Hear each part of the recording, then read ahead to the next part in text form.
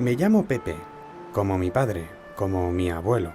No es que me guste mucho el nombre, pero es el que había. Soy periodista, busco historias, y si soy sincero, la que voy a contar no me convencía. No porque me pudiera implicar políticamente como pensaba alguien de mi familia, sino porque no tenía ni idea de lo que me iba a encontrar. Solo contaba con dos cosas y muchas preguntas. ¿Por qué sabía tan poco del dueño de este reloj estropeado? En mi casa no se hablaba de esto. ¿Y por qué estas viejas cuartillas habían estado olvidadas, ignoradas, más de medio siglo? Quizá porque su autor, mi abuelo, no las escribió para sus hijos. La respuesta estaba aquí y empecé a leer. A mis nietos. Para ustedes, queridos nietos, son escritas estas memorias. Para ustedes, que en tercera generación desde que ocurrieron estos horripilantes acontecimientos, podréis juzgar con imparcialidad la magnitud de los hechos. Soy superviviente de una generación exterminada. Los hombres del 36 en España, casi ninguno existe. Unos fueron abatidos en los muros de los cementerios, otros murieron en los frentes. Y los demás, poco a poco, van cayendo en las fosas abiertas para ellos, en las extrañas tierras del exilio. No es mi interés que mi relato sea una constante para ulteriores propagandas, ni combatir a nadie.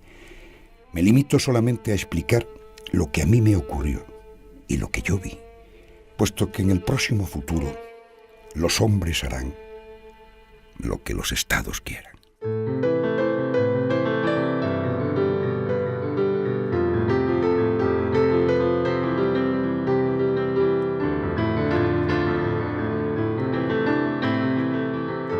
Mi abuelo, José Marín Jorge, por lo que leo y lo que sabía, republicano, de los que se pringó hasta llegar a teniente de alcalde en los barrios, junto a nuestro pueblo, Algeciras. Por eso fue objetivo claro de las tropas nacionales cuando asediaron el estrecho al estallar la guerra. Tenía una posición, una mujer, 6 hijos y un bar, y tuvo que abandonarlo todo o lo mataban. El texto anunciaba un éxodo de 12 años hacia el exilio, la gran aventura de mi abuelo, y esa historia, que no me convencía, se convirtió en un reto. Pensé que la mejor manera de comprender su historia era vivir kilómetro a kilómetro lo que él me iba contando. Mi punto de partida, la frontera de Francia con Cataluña, junto a la costa, donde ahora no me piden ni el DNI para cruzar al otro lado. El abuelo se convirtió en inmigrante ilegal. Como él, más de 100.000 personas atravesaron este cuello de botella huyendo del otro bando. Una carrera desesperada hacia lo desconocido. Avanzamos por los caminos fronterizos hasta adentrarnos unos 20 kilómetros en territorio francés, donde dimos con el primer pueblo y de donde no pensaban dejarnos pasar. Argelès-sur-Mer, el pueblo que perdurará en la memoria de los muchos españoles que estuvieron en aquel maldito playazo. Encuentro una playa llena de turistas tomando el sol y bañándose felizmente. ¿Quién diría que, antes de llenarse de sombrillas, esta fue la mayor cárcel de arena de la historia? Me quedo hasta el amanecer para hacer un experimento que resulta inútil. Pensaba que me podría poner en la piel del abuelo, pero es imposible. No me sitúo. Cuando llegamos a la playa, ya aquello era un hormiguero de seres humanos. Unos se dedicaban a coger panes que tiraban a voleo, desde un camión. Otros hacían de comer en el arenazo, donde sus ollas se llenaban de arena que levantaba del suelo la fuerte ventolera. A causa de la diarrea y otras enfermedades, murieron allí muchos republicanos. La diarrea no pudo conmigo, y al poco yo me repuse del todo. Los enterradores que constantemente retiraban a los que habían perdido su existencia no tuvieron que hacer conmigo ningún trabajo, porque el destino no había marcado aún el fin de mi odisea. Solo 11 días estuve en aquel maldito campo de Argelès. El 18 de febrero por la mañana supimos que después de mediodía organizarían una expedición de viejos para llevarlos a otro campo. El 19 de febrero por la tarde salimos de la estación en el tren que nos conduciría a Bran, un pueblo de Francia en el que, habiendo residido 7 meses a su entrada, y el que no pude llegar a ver. Busco algún rastro del campo de concentración. El abuelo describe Bram como un lugar terrible, 200 barracas llenas de gritos, desolación y muerte. Queda esto, un reconocimiento, unos barrotes rotos y, aunque estamos a 200 kilómetros de la frontera, una palabra claramente española. Parece que los franceses no ocultaron la vergüenza. Casi 15.000 republicanos murieron en los campos de concentración de Francia. En un campo próximo eran enterrados nuestros muertos. En este cementerio, un campo sin murallas ni cipreses, quedaron los huesos de muchos republicanos españoles, víctimas de un exilio cruento. Dejo Bram con una extraña sensación de escalofrío. Finalizaba el verano y las viñas empezaban a madurar sus frutos. En los primeros días de septiembre estalló la guerra, la que haría la Segunda Mundial en menos de 50 años del siglo XX. Francia movilizó sus hombres y nosotros tuvimos la ocasión de salir a trabajar para ocupar los puestos de los franceses que iban al frente. A mí me correspondió salir de los primeros. Una vez en el campo, el abuelo escapa. Ahora es un apestado para dos bandos que están peleando entre sí. Ya es mala suerte, huir de una guerra y acabar en medio de otra. Perdido, sin dinero, sin conocer el idioma, ¿qué iba a hacer? No tuve un arranque de ánimo y dejé que me cogieran teniendo la línea de demarcación de la ocupación alemana a poquísimos kilómetros de Buch. Yo, que por ser independiente no quise escuchar opiniones de nadie, me llevé de lo que decían los otros encartados, los que se alimentaban de bulos.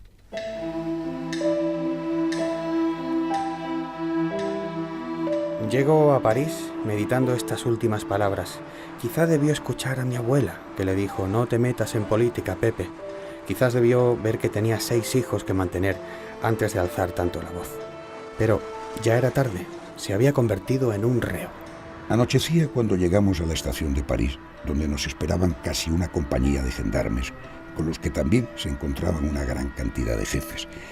Conducidos por aquel ejército policíaco, entramos en la Préfecture de Police. El día 11 nos pasaron al Palais de Justice, pasando en él una noche cruel, porque en la celda que nos metieron no cabíamos ni de pie. Luego tuvimos que estar de esta forma durante toda la noche. Cuando salimos nos entregaron un documento en el que decía que por orden del ministro de Justicia teníamos derecho a residir en la prisión de la Santé. Bonito derecho. En Francia se encarceló por decreto a todos los extranjeros considerados indeseables, y los primeros fueron los republicanos españoles. Tras 4 años fuera de su casa y sin haber cometido ningún delito, seguía siendo un sujeto peligroso en su país y en este. Junto al río Sena, frente al Palacio de Justicia, aprecié qué poca se hizo con hombres como mi abuelo, que su reloj, como su vida, bien pudo pararse aquí, con las manillas atrapadas a las 9 menos cuarto. La prisión de la Santé consta de 14 divisiones con 100 celdas cada una, y en aquel tiempo pasaban de 5.000 los reclusos que en ella habíamos. Una mañana a la salida del sol, escuchamos voces que cantaban la Internacional. Era que en aquellos momentos en el patio de nuestra prisión guillotinaban a una mujer y 2 hombres. Como los 3 pertenecían al Partido Comunista, sus camaradas presos en las celdas los despedían cantándoles el himno obrero. La vida en esta prisión era muy dura, por la disciplina tan severa que en ella se guarda. No podíamos durante el día echarnos en las camas ni asomarnos a las ventanas. De vez en cuando venían a registrar la celda, poniéndolo todo patas arriba. En los 10 largos meses que estuve en la celda 42, desfilaron por ella más de una decena de detenidos. 1943. El día 20 de mayo por la mañana se abrió la puerta de la celda y un carcelero gritó: «Monsieur Maurice, liberté». Liberté. Pero ¿cuánto duraría? Al salir de la cárcel se encontró un país ocupado por los nazis que no le dejarían ir muy lejos. Acusado de antifascista, acabó en otro campo de concentración. Cada vez más lejos de su casa, su familia, mi padre y mis tíos, iban creciendo repartidos entre parientes, sin saber siquiera si su padre estaba vivo. El tiempo pasaba e irremediablemente le estaban olvidando. En mis meditaciones me di cuenta de que estábamos en el año 1944 y que aún me encontraba en la misma situación que estaba en Algeciras el año 1936. Total, 8 años de carreras y sustos. El abuelo reconoce que ha perdido. Ya no cabe oponer resistencia y solo piensa en volver a casa, con sus hijos, su mujer, su madre, a la que busca como un niño. La única carta que conservamos de él se la escribió a ella. Voy sufriendo en país extraño las miserias del destierro, dolores y desengaños, y de lo que más me acuerdo es que veo pasar los años y me estoy haciendo viejo. Ya está mi cara arrugada y mi cabellera blanca, blanca como una nevada en las campiñas de Francia. Tengo una gran esperanza y pienso todos los días en poder volver a España y abrazarte, madre mía.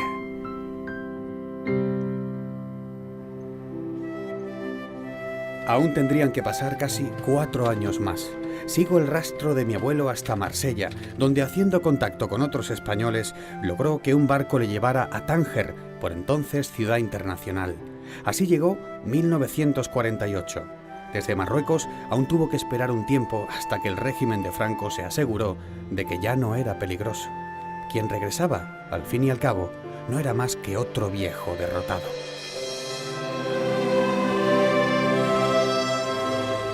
A las 9 de la mañana atravesamos el estrecho. Al tiempo que el barco pasaba, yo pude ver a lo lejos la ciudad de Algeciras, mi pueblo, el que yo creía no volver a ver.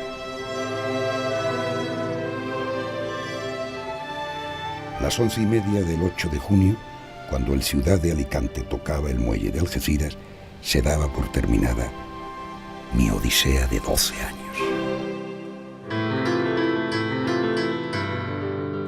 Cuando entré por la puerta, mi esposa y mis hijos vinieron a abrazarme. Y yo, al tiempo que los besaba, les iba preguntando que quiénes eran. Al preguntar a una de las hembras si era Soledad, me contestó que no, que era Pepa. Una vez que salí del atolondramiento, me fui dando cuenta de todos y fui calculando las diferencias. Aún quedaba lo más duro, enfrentarse a las consecuencias de su ausencia, el torpe papel de un padre de familia que nunca volvería a ser. En medio de la alegría que me produjo el ver a mis hijos, que habían llegado a ser hombres y mujeres, advertí con pena el desmejoramiento de mi esposa. Cuando marché, era una mujer semigruesa y de colores radiantes, y al volver la encontraba delgada y dibujándose en su rostro las penalidades y sufrimientos que por ella habían pasado.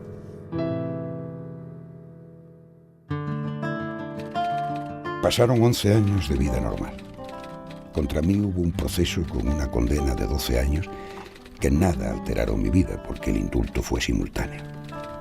Luego, en mi casa, para ya no servir para nada. Bien atendido por mis hijos. Tengo cama blanda y la pitanza no me falta. Todo es tranquilidad y bonanza. Pero ya me aburre el no tener conflictos. Superviviente de una agitada época, casi no me interesa un vivir que no es el mío. Como mi abuelo, mi experimento va llegando a su fin, y aún no sé si esta es una buena historia, pero la de mi abuelo es la mía, y al tiempo, la de muchos nietos y abuelos que nunca se encontraron. Te entregaste a la memoria, regalaste el tiempo en que no estuve yo, de principios solidarios. Hoy tu estirpe llora envuelta en un reloj.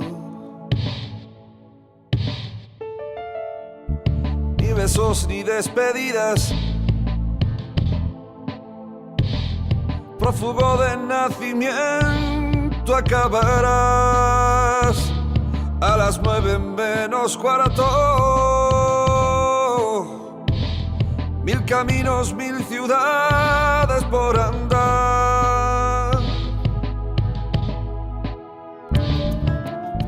En sus últimos años el abuelo vagó como un fantasma, pagando el precio de sus ideales con el peor castigo, la indiferencia. Nunca obtendría un trabajo digno ni una posición. La única medalla, la compasión de su familia. De sus 14 nietos solo verían nacer a 2, los que conservaron estas memorias. Dicen que una mañana ya no se despertó, o no quiso hacerlo. Cómo me hubiera gustado estar antes para escuchar tus batallitas, ahora que sé quién eres. Abuelo, estoy contigo. Centurión de libertades, tu gobierno consumió tu corazón. Hasta aquí tus tempestades. Tu castigo es tu retiro en tu sillón. Luchador bohemio, mal visto, pensador de la historia pasajera que obsesiona tus principios y ensordece tu razón. Donde vas nadie te espera. Luchador bohemio, mal visto pensador de la historia pasajera que obsesiona tus principios y ensordece tu razón. Donde vas nadie te espera.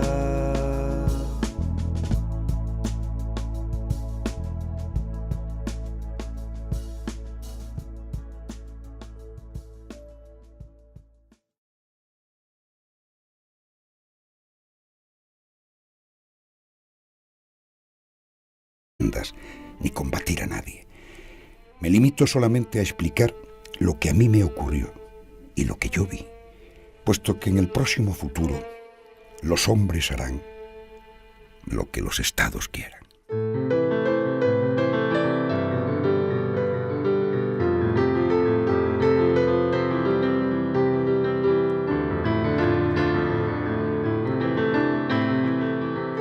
Mi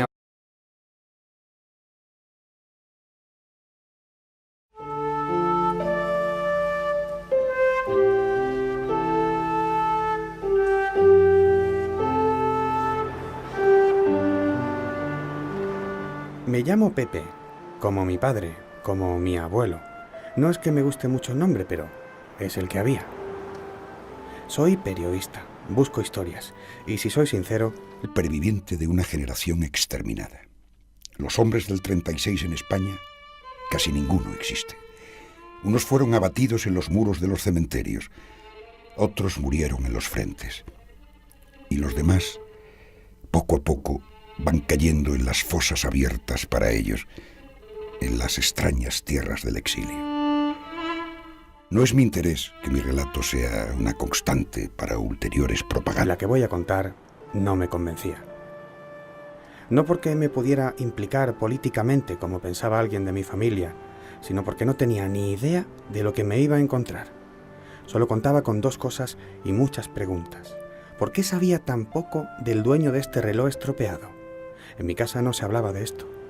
¿Y por qué estas viejas cuartillas habían estado olvidadas, ignoradas, más de medio siglo?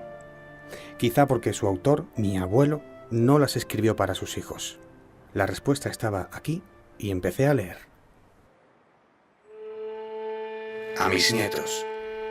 Para ustedes, queridos nietos, son escritas estas memorias.